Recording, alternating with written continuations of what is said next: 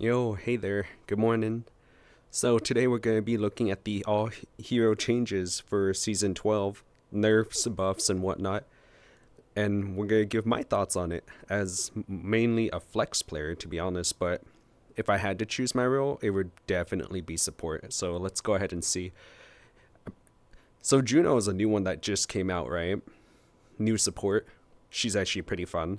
Kiriko was my main support character that I would love to use all the time if I can. Sojourn, don't really care. That's a DPS. Diva was one of my main tanks. So, looks like this has a lot to do with me. It's kind of quiet, ain't it? What's up, guys? It's No, Freedom it's here for your Overwatch. Season 12 goes live now, and we've got the patch notes. Season 12...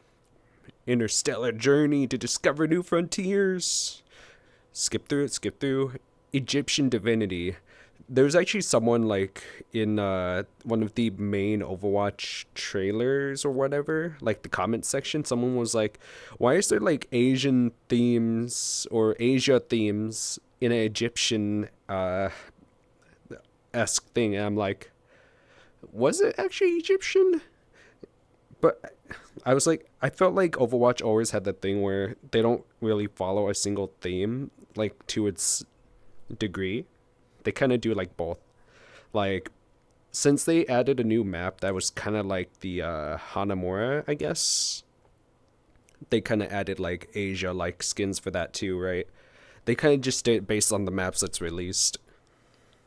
brings Juno, Mythic Reaper, the new Clash game mode with 2 maps, and later in the season, they'll try out the new competitive system Spawn drives, system changes. we spoke about in our recent videos. Pharah and Zarya get hero mastery updates, and in a previous video, we explained the avoid as teammate update. 15 slots, 3 can be pinned permanently. Oh, yeah, by the way, this is gonna be in the description, so be sure to go over there. I totally forgot to mention that in the beginning. Man, I need a wake up, huh? I don't think we're gonna watch all of it, to be honest. We might, we'll see. We shall. The other 12 decay similar to the old 3. The spawn system has changed as well to create sort of a dynamic wave respawn system, which also... Don't know what that means. Group respawn is replaced by wave respawn for all non-competitive modes. Wave respawn is added to competitive play. What? Default respawn time increased from 10 to 12 seconds. Overtime respawn increase. Wave respawn is disabled in overtime. Overtime respawn is not increased in Flashpoint. I actually don't know what this is. I played like, since season 12 came out, I played about 10 hours or so of Overwatch. And I haven't noticed it, and I only been playing quick play. I haven't noticed the difference in the respawns. goes into competitive, a longer overall spawn for 12 seconds, but you will get a shorter spawn for yourself if you die within a small window within 6 seconds of the first teammate dying. This is a way to force you to group together and go out of spawn together, which still... that's actually pretty cool, but based on what I've been playing and what I've been seeing, I mean, we kind of do 5 stacks, so it's kind of harder to tell, but like, let's say the enemy, right? They don't really, you don't see it too often, but every now and then, like, let's say every 1 out of 5 engagements, it'll be like almost like a team kill, so they would all spawn together, but more often than not, it's like, out of all those fights, and you go into like fights pretty often, right? It's kind of, you don't really notice it. Like, they still trickle in.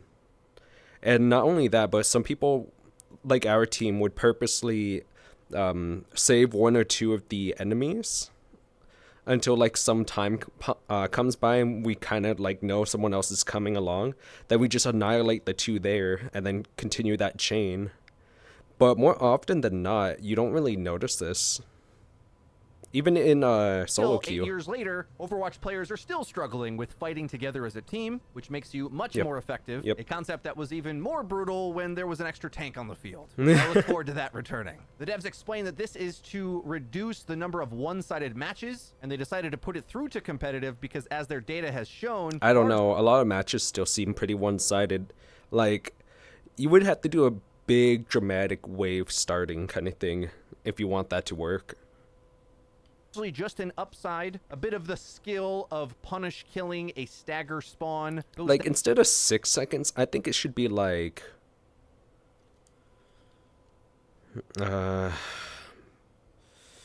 geez, 12 seconds. I was gonna say 20 seconds, but then that'd be way too long.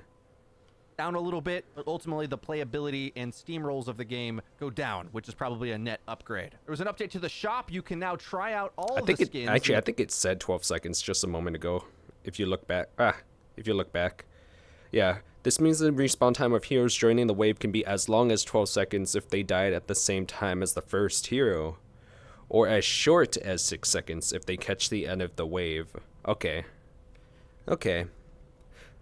So maybe for me it'd be more like 12 seconds as the shortest. Like, I feel like 12 seconds as the shortest would be better. And then 20 seconds as the longest. Your spawn goes down a little bit, but ultimately the playability and 20 to steamrolls 30 of the game go down, which is probably a net upgrade. There was an update to the shop. You can now try out all the skins in the practice. Oh yeah, I did try this. This is actually a really nice feature. Like, for those that actually are curious about the skins, because you still get Overwatch coins and stuff, right? What's it called? The Kiriko one, for instance. You get Overwatch coins, and then you want to try out the skin because Kiriko gets a new one, right? Like, I was gonna get the skin for Kiriko, but it still doesn't beat the Visual K one that I have. So I'm just like, well, now I'm not getting it. But it definitely helps you, like, determine whether you want something or not. Much better than just looking at it in shop. The Hero Gallery or the Premium Shop, competitive play and mid-season rank reset. I like how this is called the all hero changes, but right now we're just going with all updates. So eventually we'll get to the characters, so keep tuning in, guys. The competitive skill ranks for all players have been reset for season. Reset, huh? Players will need to complete 10 placement matches for each role to be ranked and start climbing on the leaderboard. Developer comments, our plans to reset ranks every 6 months alongside larger updates to shake the metagame, including significant hero balances and whatnot. They say reset, but my friends keep saying, well, your MMR stays the same though, so it's not technically a full reset. But I don't know anything about that. I don't play rank, so if you guys have any information on that, let me know. Season 12, and you'll need to do 10 placement matches per role. They made some changes so that your predicted rank is more visible during this period, and importantly, placement matches are no longer wide matchmaking, so you can do placements with your friends more easily. Yes, because I only play with friends nowadays. Updates. The devs comment on the effects of the Giga Tank buffs that happened in Season 11, overstatting the entire tank category. They say, you know, that is kind of true. I felt like tanks have gotten a bit weaker in Season 12. Like, I feel like if you make a wrong move, or too drastic of a wrong move, like, let's say, running down the choke point, even with your shield up, for instance, if you're a Reinhardt, that's not something you should do. You should probably, take the obstacles and go around instead of going straight through, which you could have done in Season 11, but you can't do in Season 12. Our recent patch, which adjusted all tank heroes, saw a significant gain in interest for the role and had a positive lasting effect in queue times for damage and support as well. There are a few additional tuning changes in this update for tanks, but this patch is largely focused on adjusting many of the more mobile heroes in the damage and support role. Mobility is very powerful, and we would like for there to be more of a trade-off for flexibility it brings, especially as we add speed boost abilities by welcoming Juno to the game. We're moving a handful of heroes to a 225 HP maximum, and in some cases increase. That's actually pretty cool. The 225 I think is like a good number, to be honest. I'm pretty sure I've tried it already, but you can still like do 2 kunai throws as Kiriko, like headshot for like squishies of 225, and like I think knock them out. I'm not too sure, but I'm pretty sure it's very close. But basically, they'll have 5 HP, maybe. I don't remember, but it's very close to where like you wouldn't notice anyways. Potency elsewhere in their kit. So that's the general theme of this patch. The tank power is going to stay. Some squishy mobility hero power goes down, which is going to mean 2 things. Tank power is going to go up again, because there's more tank power is definitely strong, but you definitely feel squishy. Targets with lower overall time to kill that you can punish more quickly, so the tank player's dominance probably goes up even more. But another thing to expect is your ability to punish these mobility class heroes with a slightly... You know what tanking feels like in Season 12 right now? It feels like a zoning kind of thing. Like, you hit the enemies not to, like, destroy them, but to, like, you know, make them go away kind of thing. That's honestly what tanking feels like right now. Because if you hit them and they don't move, they'll be punished for it by dying, right? But you can't really chase them either because they're faster than you more often than not, and they'll just be able to gun you down. So it's like more like they better stay away from your positioning, I guess. Or position in a way that counters yours. Lower health breakpoint is going to go up. Notably, a character like Hanzo now can one-shot kill many of these new mobility... I actually noticed that in the new tug of war mode, Clash or whatever, the one where you have to like constantly grab points and the first to 5 wins, Hanzo is so good for that one. Like, oh my goodness. It's so linear too, right?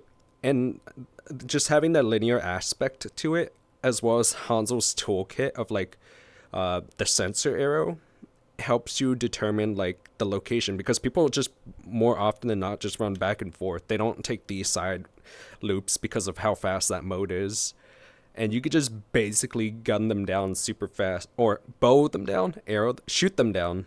I don't know how you call it. Use your archery skills. Shoot logs at the enemies. Class 225 HP targets, as well as other characters too, like Junkrat, who has a soft place in my heart, as you guys know. Nade Mine will now be able to eliminate this new class of character. Onto the balance changes. D.Va's defense matrix duration goes down. The duration went down? Did it? It doesn't feel any different.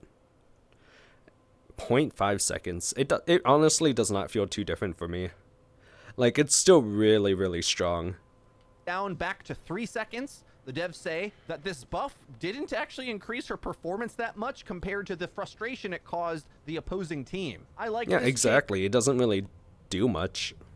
D.Va being tanky with the buffed armor is enough. Her having offense that matters is enough. I thought you were getting away with murder with D.Va in Season 11. This may not be severe enough because remember, they also increased the effectiveness of her micro missiles. And health on the mobile class of characters goes down, so D.Va's already going to be... You know what I think? They should just change her entire mech health bar to like, except for maybe like 10% into armor, decrease the HP as well. Like, I honestly think that's how they should put it for D.Va's mech.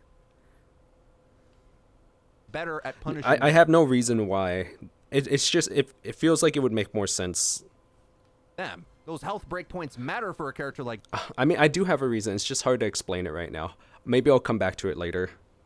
D.Va, because it'll change the lethal range of you diving them. Orisa's energy javelin... Oh, that's right. The diving aspect. Because, like, even though she technically has a lot of armor and it's like good, she still goes down super fast. And like, the matrix works against projectiles, but not like lasers and stuff, and those lasers burn like really, really hard. So I personally think they should just change the thing to about like armor instead to balance it more out. Her damage kit is a bit fine. I don't think they should have upgraded the micro missiles though. Impact damage goes up to 80. The devs say... I still think they should do something about her ultimate. It's still kind of like iffy. It's good, it's bad, it's kind of a gamble.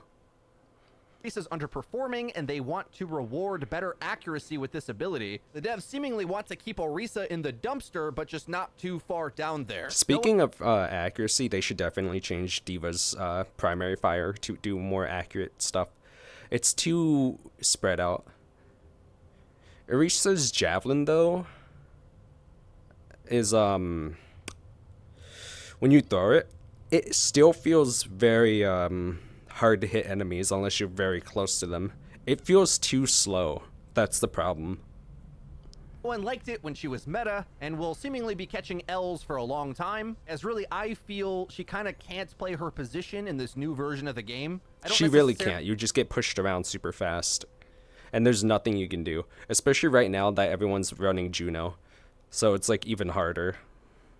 Really love the direction they've went to make her punishable but have more offense just to try to balance her out. Doesn't make her fun to interact with, but I do think her kit itself has fun buttons to push, though I don't like playing her. Maybe it's time to put her out to pasture. Zarya's secondary fire minimum and maximum damage goes up. Now the range will be 55 to 110. The devs justify I don't usually use Zarya, to be honest. The only time I use Zarya is during choke points, and even then it's kind of hard, especially in solo play. And in team play, there's just better characters. So Zarya is like one of those picks where you use it to like have more. It's like a situational character, to be honest. You have to see like what the enemy is running. Are they running just lots of like gunfire kind of thing? If so, then Zarya is the pick. If they're doing more precise shots or burst, then Zarya might not be the pick. She's just so... She used to be one of those characters where everyone would always pick her and then climb, but now it's like you have to know when to use her, which I guess is kind of cool, because Overwatch is meant to be like a hero counter game, right? This change in saying that it's because her secondary fire didn't gain much from the projectile size buffs from Season 9. This is my favorite part of using Zarya's kit, so I'm happy for this to be better. Now, 2 full charged right clicks will get one of those mobility class heroes down to chip health. Junkrat got a bit of a strange change where the projectile size is now reduced by half after the second ricochet.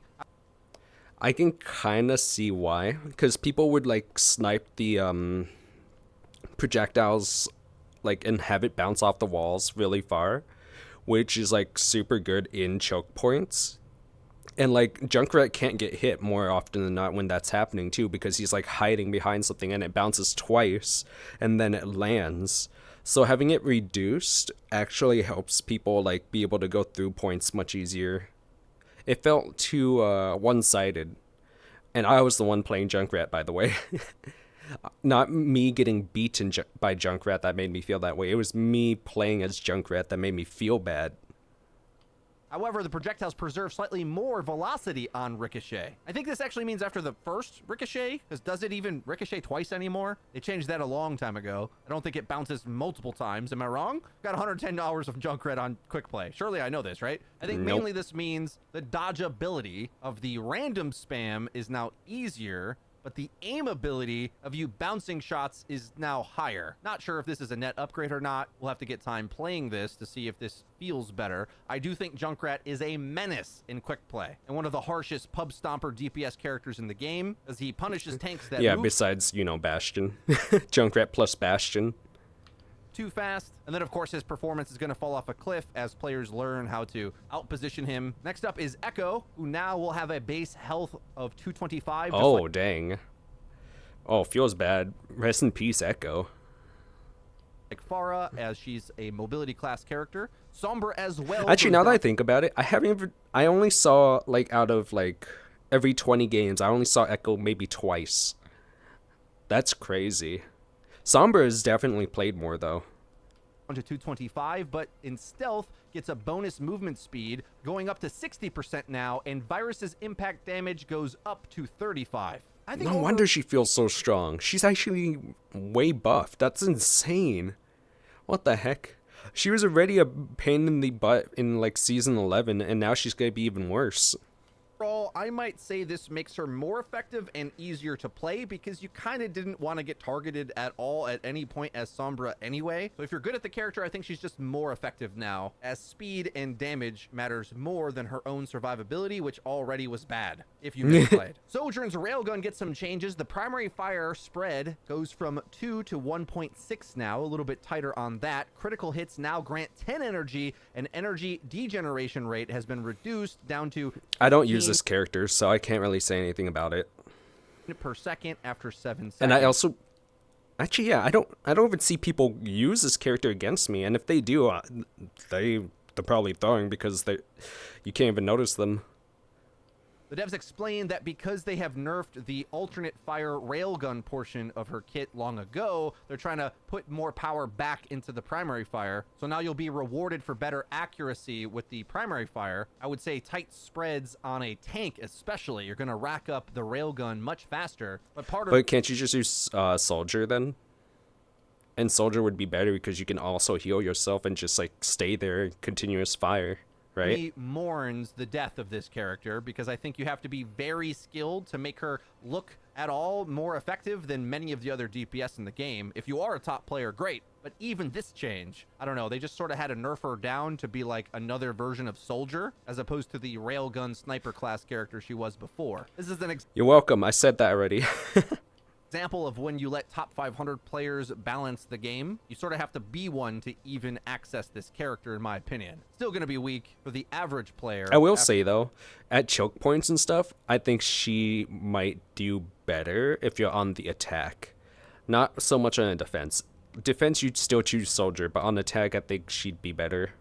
For these buffs. Hanzo's health goes down to 225, which is a little... I mean, that's whatever. Hanzo shouldn't even be within line of sight more often than not. Strange, because now he counts as a mobility class character? Okay. But I mean, his dash is used pretty often, let's be honest. He's very linear. Explain this because he still has the damage to one-hit kill a lot of characters, especially the new mobile ones, if he can hit a shot. The devs also say this makes Hanzo mirrors more interesting as well because it's easier for them to get a one-hit kill on each other. Remember, of course, Hanzo's arrow at full charge does 240, so against all of the 250 HP heroes, it was very annoying to land a full charge headshot on them but not get a kill, since the devs were purposefully trying to remove one-shot kills in the game, but now there's a few characters Hanzo can one-shot. Yeah, in this sadly, you guys better keep away from Hanzo. Hanzo is basically your Widowmaker now for like the more linear close range maps. New mobility class of hero, not just Widowmaker, right? Torbjorn gets a health change where the base goes down, but like personally for me, Widowmaker is more for like those either objective defenses or the ones where you're like spread out around an objective. But when it's more linear and enclosed, I would go Hanzo just because of how these snipers work. armor goes up. The devs say the shift in armor is to increase survivability against heroes which were most affected by Actually, armor. I noticed this when I was also playing Torbjorn. Like, Tracer is countered by Torbjorn now. Just straight up, Tracer is like Dunyan Rings against Torb. Puts down turret, hammers turret, and it's like Tracer can't even deal with Torbjorn because of his armor. Damage reduction such as Tracer. I think Torb is like low-key one of the most reliable DPS in the game because he is good against armor with a barrage of spam damage that is very good against armor tanks. Very easy to play, and I didn't think he needed to be more durable. I didn't even notice that it said Tracer until like after they said it, which is very funny.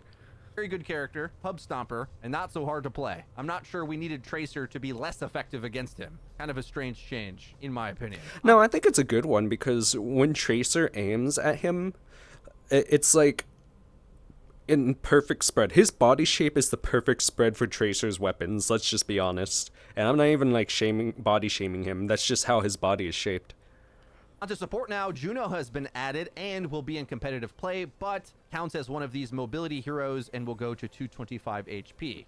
If you guys have tried Juno, you know the robot thing where you like push it back and forth and the robot kind of runs back and forth? I don't remember what it's called, but Juno is really good for that one. Like, she is probably the second, if not first, support for fastest in order to get your team and you to those points. And then I'd say Lucio is either tied, if not slightly better or worse, just depending on your team, really. And yeah, that is a very good character for it. Like, since the maps are always so big and stuff too, her homing, chef's kiss. There's a series of patch notes that change her from when you would have playtested her weeks ago. Hyper Ring's cooldown goes down and the deploy range is increased. The power of pulsar torpedoes rearranges a bit. The heal over time goes down for the damage and health impact to go up. Juno's have you guys ever tried this? If you pair Juno with Zarya's ultimate and just use the homing, oh my goodness. It's the coolest, most satisfying visual ASMR you'll ever see.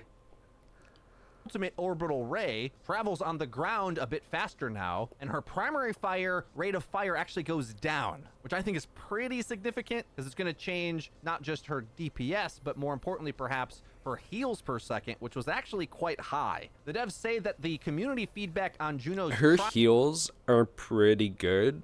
Not the strongest for like speed wise though. It's more like stability. So if you were doing choke points, like what's that map? King's Row is it called? Like you're on attack for King's Row. If your team is going to stick at the choke point, which more often than not happens if you're like in diamond and below, like just in that skill range, you're going to have games where they stay at the choke point until like they knock out a couple characters. So having her for that place wouldn't do so good because she can't heal fast enough to the burst damage that the enemy is probably going to do to keep you back at the gate. Trial was split between over and underpowered. On the stats side, she performed strongly in every category, but particularly overperformed in healing output over the course of a game. These changes are improving her utility while pulling back lightly on healing throughput, since we'd like her to launch in a strong state as players grow accustomed to her playstyle.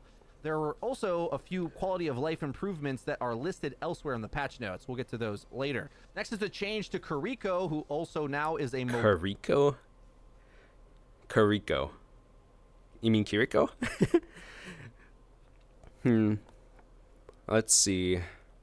Critical multiplier reduced from 2.5 to 2. It's no wonder I feel like I can't do anything to tanks anymore. Ugh. Because I would do like 4 to 6 headshots on the tank, and it just does not feel like it's enough. Like, the enemy can heal it. They can straight up just heal the damage being done. So even if you get like perfect headshots with the kunais, the supports for the team could just straight up heal it. Hold up, my speaker is still on. I need to turn this off. Yeah, where is it? Button. There we go.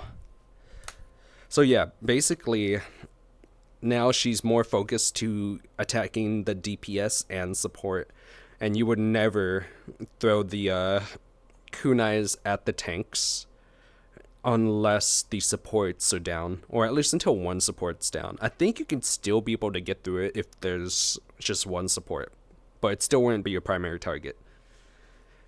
Recovery time increase 0.5 to...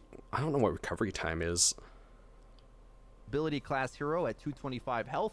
Kunai's critical chance multiplier has gone down yet again. It's only 2 now, but the damage at its base goes to 60. And Wait. Damage Weird. Recovery time is... Is that more or less? It honestly still feels less. Increased, meaning the rate of fire will take longer. The devs come through with kind of a hot take. Despite the perception of how powerful Kiriko feels to play against, she is a hero that consistently underperforms when it comes to winning games. However, she is a highly evasive hero that makes a lot of sense to be in the 225 health bracket. To help counterbalance the loss of health, we're smoothing out her damage dealing consistency by increasing the kunai's weapon's base damage and removing the enhanced critical multiplier. I don't know. I feel like the critical multiplier was one of the most satisfying things to be as Kiriko. Like, let's be honest. I don't want the stability. I don't want the game to become like a stability match of like Because if they do like just damage increase instead of the crit, it's gonna feel like I'm playing a goat game again. I think an interesting thing to note is that Kiri is often a hero that's played in mobility mirrors, as in you'll be going up against characters with 225 HP. I mean, not entirely true. She's also good at like the what's it called? Burst healing choke points, and making sure your team could still get heals. It's honestly really good. I think their comments here are a little misleading because once I did the math on it, your headshots actually deal more now. So it was 112 per headshot. The crit multiplier doesn't matter. It's the raw damage number, right? So 60 times 2 will mean you're doing 120 headshots again, which while won't 2-tap 250 health point characters or 225, it will bring them to 5 HP. Still, his math is making my head spin. I don't think that's right. Someone fact check it and please post it, because like I can't do math and I'm pretty sure that still felt wrong. A lot of damage if you hit 2 headshots in a row now. So while Kiri is more brittle, she's also more lethal. I don't actually think these balance tunings change the mechanics of why Kiri is a harsh skill curve character where the top end of the player base... I'll be honest, the more harsh curve Kiriko is, the more I want to play her. If you make her easy, I don't want to play her anymore. Dominates on her. I might as well just play Mercy, to be honest. Players get more value winning on other heroes. I actually see a world where good Kiri players at the top tier just do more now. Like, did you need to face tank 25 more damage, or would you rather be able to deal more burst damage with your good aim? It will, however, change the personality of how Overwatch flows. A lot of this patch does that, where the game overall is taking a step back from its very brawly nature from the last few seasons, and there's certain characters that can be burst damage down, whereas before... Actually now it feels more brawly. That's what I was getting at when I said GOAT.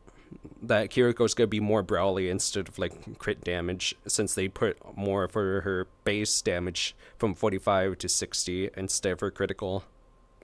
For Kiri as well was like another brawly kind of character. Alari, solar rifle maximum ammo reduced from 16 to 14, and captive sun projectile environment collision size is reduced. I actually use this character sometimes too. Pretty good at like choke points, I guess, but more for like dive, really. She's more for dive. Maximum ammo reduced. Okay, you don't really notice that one, to be honest. Projectile environment collision size. What does that mean? Is that her ultimate? Projectile to 0 meters? Huh. Developer comment, Alari, we'll just like play. From 0.15 to 0. The devs say Alari can deal a lot of damage over the course of a game, but may have too much ammo, given that her projectiles are easier to land hits due to their increased projectile size. We're also removing the extra environment collision size of her captain. I'm gonna be honest, me hitting them with my right click as Alari, like I don't notice the difference. I still hit them the same as I always did. I don't notice the difference of the size. On projectile so that it doesn't accidentally detonate early when firing at nearby walls and such. There is a similar fix to prevent her secondary fire beam from impacting a wall instead of allies near it. Alari's a controversial character right now, I feel, because from my perspective, I never want to see one on my team, but at the higher tiers of play, she's a dominant pick on her good... Never want to see them on your team, but every time I used Alari, we won games. She's just situational based. Maps or good matchups. The skill expression is kind of nuts, and her defensibility and lethality is super high. Personally, I'm even less of a fan of her kit than Kiriko, the one everyone complains about. I think they should look at Pylon and making it more interesting, because this concept of a raw heal stat number hero who also can duel is like kind of lame to me. Like, pick one. Why do supports have to do everything? Mercy goes down to 225 HP, but the Kinesis staff primary fire heal beam gets increased from 50. Oh, would you look at that? That actually explains why I have so much healing now compared to anyone else on my team, besides like maybe Moira, and even then. That makes sense. Okay. Secondary fire damage boost. Okay, not bad. 55 to 60 health per second, a number we have seen go up and down probably 100 times since launch. But the secondary fire boost damage has also increased from 25% to 30%. The devs say because Guardian Angel makes her evasive, 225 mobility class is what she now gets. I think this is a very scary change because oftentimes where Mercy is good, she's impossible to track down, and the thing she's pocketing is dominating you. Now, it will dominate even harder because there's a lot of characters with lower health overall now, and with 30% damage boost, those breakpoints will be even more severe. I will say for now, she'll be dominating until everyone understands the changes to what's happening in Overwatch for Season 12. Once the beginning is over, and once people start getting used to it more, I think that's when Mercy is going to drop off again. Here, Moira's base health goes down to 225 as a mobility class character. Oh, thank goodness. Thank goodness Moira's considered mobility. Fire damage has increased back up to 65 per second. What? But she's already so strong.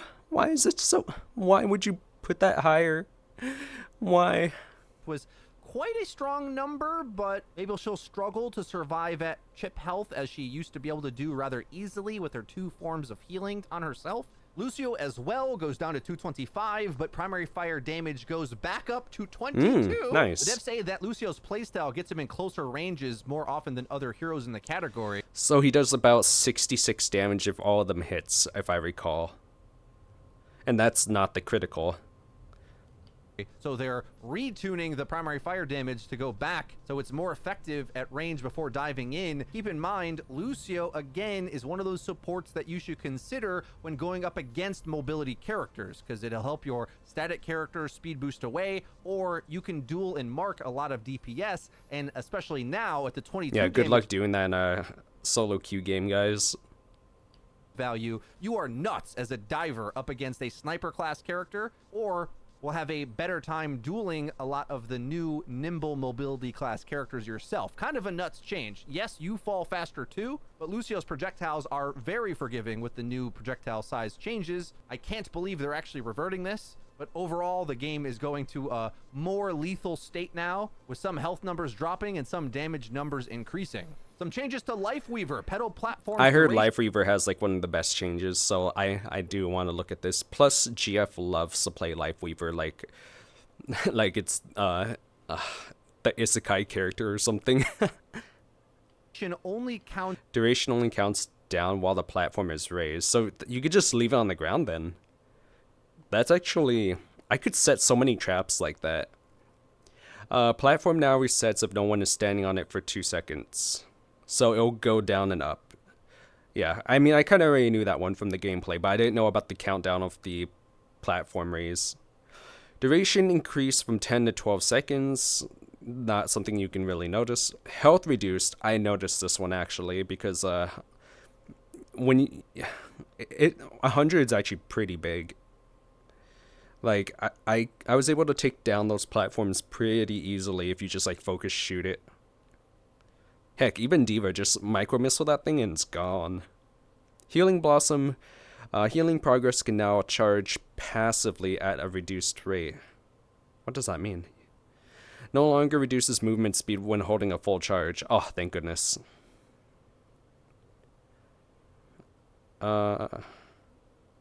Rejuvenating Dash. Oh, but that was such a good one.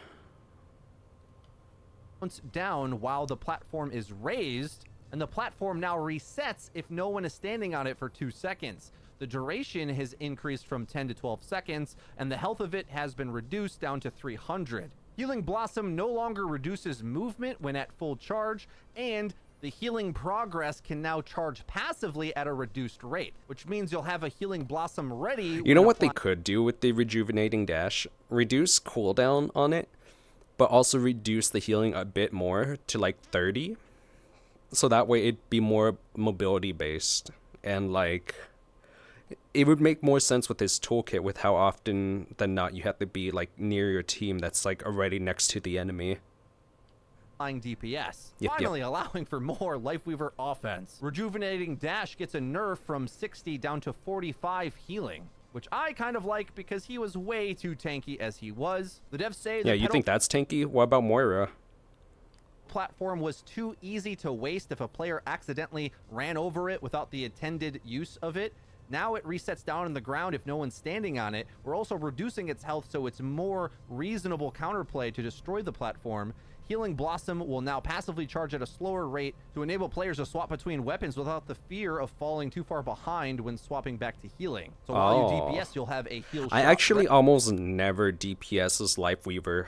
The only time I would is if I'm getting jumped, so I would do the dash to give myself a little bit of distance so I can see the direction they're coming from while swapping the weapon, because there's like the he has like a long animation while swapping his weapon. So that's why I do both. Ready. That's a pretty big buff. Somewhat quality of life changes to the pedal platform, but a nerf to his own self-survivability. Probably a good playstyle transfer overall, allowing for a bit more offense, a bit less punishment on going for it, reliability on the platform, and less of that free tankiness with rejuvenating dash. Guys, it's everything for the hero changes. There were some quality of life changes, overhauling the way Juno looks, sounds, and feels that they listed as well. But I think you'll figure that out when you play her again. Important updates to a couple game modes here. Flashpoint now has speed boosts when coming out of spawn. That's actually pretty cool. So now you don't really have to waste your Lucio speed boosts at the very beginning. Which will stop when... Although I don't know if they stack, to be honest. I've tried it and I never can notice the... Oh, here we go. Speed boosts count towards the existing movement speed bonus cap of 75. Okay, yeah. Damage or dealing damage does not stack. You stack. still can't go above the cap of 75%, so don't use your speed boost abilities on top of the flashpoint speed boost. Importantly, on push, the push bot collision has been updated so players cannot contest from certain high ground positions. This is important because there was a lot of lame... It's actually funny because in push, I would actually go to the high ground as Kiriko. Like, you know those choke points? Where it's kind of like a gate, kind of look like this? I would like run through it like, or I'd run up and then around to the other side and just keep jumping back and forth like that. Like, while the bot's like in the middle, so it could not move anyways. So they would have to try to eliminate me first. But as we know, Kiriko is basically the immortal character, so good luck with that one. These spots where you could have your tank kind of hang out of a bridge or a window to touch the cart. We'll have to see which exact maps this applies to the most. There were a few bug fixes, but that's about it. Guys, let me know your thoughts on the patch in the comment section down below. Let us know how you're finding Season 12 as you start. Wow, this was actually really good, huh? I like that. Except for, like, the math. Less math, please. Just say unga bunga, because math is too much for my tiny little brain. But yes, I hope you guys enjoyed this. If you did... yeah, let me know what your thoughts are as well. Like, do we have similar thoughts to character counter picks and whatnot, or like what characters for what situation, or do you guys one trick? Let me know.